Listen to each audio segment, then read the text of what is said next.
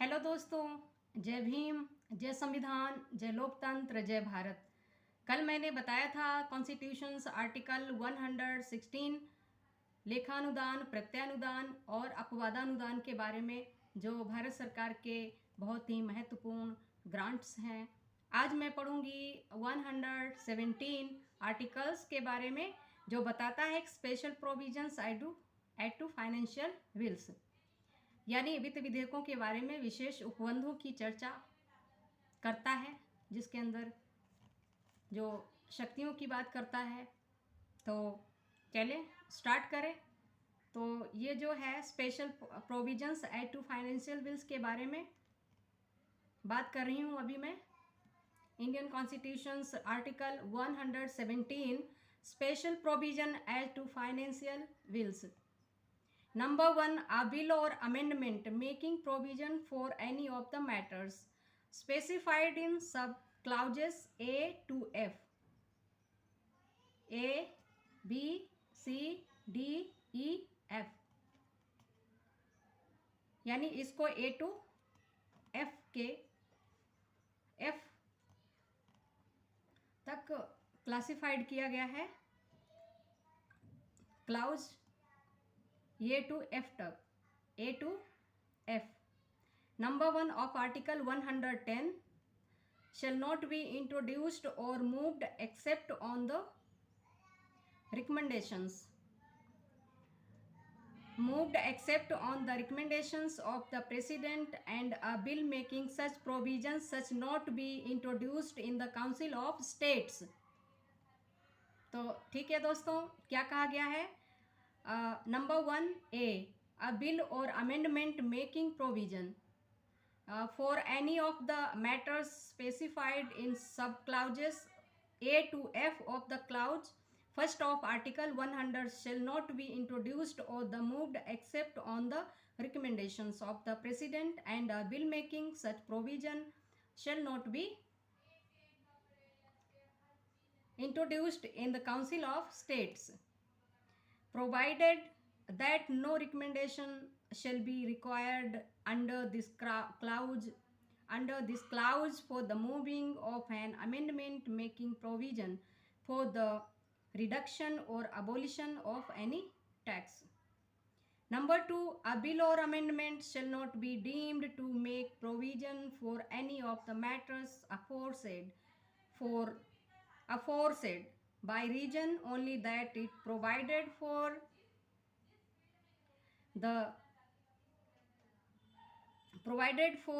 imposition of fines or other pecuniary penalties, or of the demand or payment of fees for licenses or fees for services rendered, or by reason that it provides for the imposition, abolition, remission, alteration or regulation of any tax.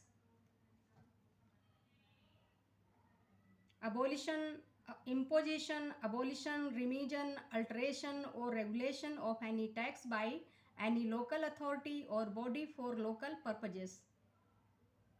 Number 3, a bill which, if enacted and brought into operation, would involve expenditure from the Consolidated Fund of India, shall not be passed by either House of Parliament unless the President has recommended to the House the consideration of the bill. तो 117 है वो क्या कहता है? वित्त विधेयकों के बारे में उपबंधों की चर्चा करता है। ये इसके जो उपबंध हैं वो ए से एफ तक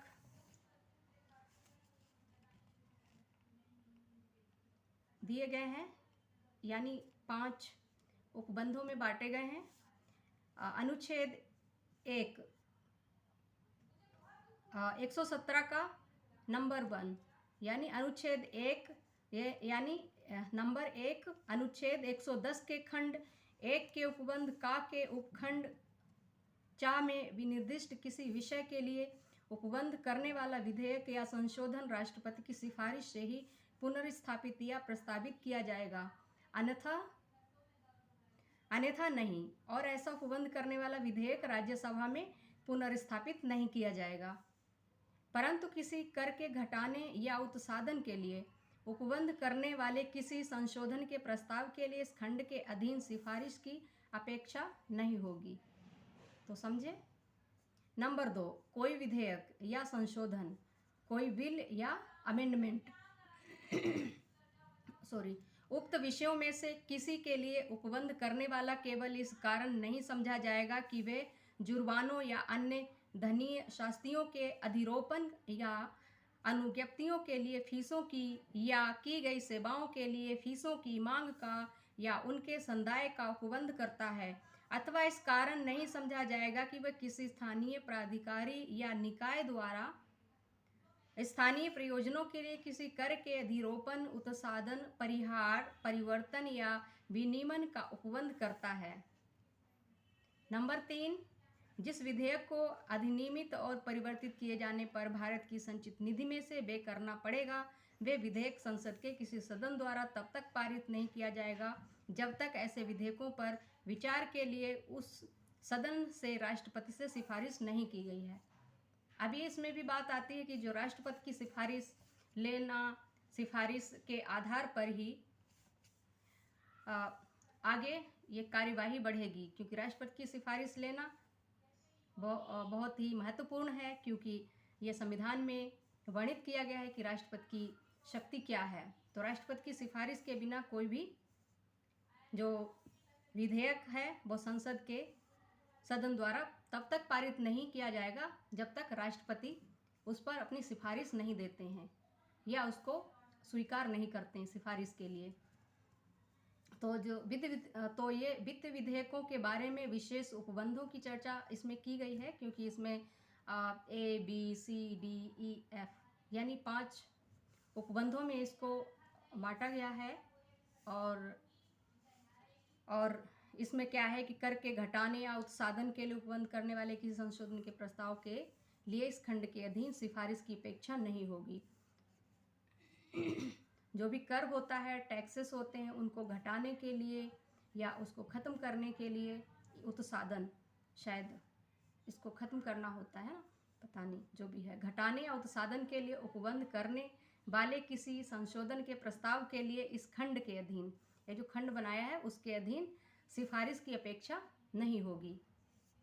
नंबर 2, कोई विधेयक या संशोधन उक्त विषयों में से किसी के लिए उपबंध करने वाला केवल इस कारण नहीं समझा जाएगा कि वे जुर्मानों या अन्य धनीय शास्तियों के अधिरोपण का अथवा अनुज्ञप्तियों के लिए फीसों की या किसी की गई सेवाओं के लिए फीसों की मांग का या उनके संदाय का उपबंध करता है, अथवा इस कारण नहीं समझा जाएगा कि वे किसी स्थानीय प्राधिकारी या निकाय द्वारा, जो भी लोकल अथॉरिटी होती है, जो प्राधिकारी सत्ता होती है, या निकाय द्वारा या लोकल बॉडी द्वारा प्रयोजनों के लिए किसी कर के अधिरोपण, उत्साधन, परिहार और परिवर्तन या विनियमन का उपबंध करता है।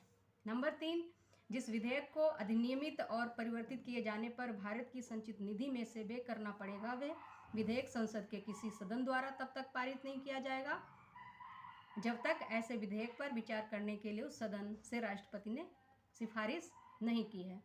तो राष्ट्रपति की सिफारिश, द प्रेसिडेंट ऑफ इंडिया की जो सिफारिश है वो लेना बहुत ज़रूरी है।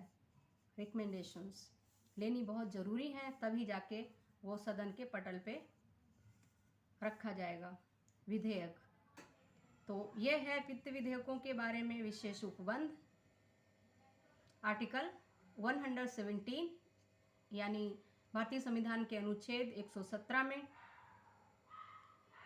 इसका जिक्र किया गया है।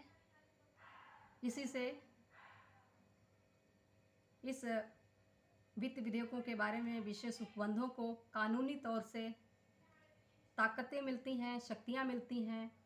तो कल मैं बात करूंगी 118 प्रक्रिया के नियम, साधारण प्रक्रिया, प्रोसीजर जनरली।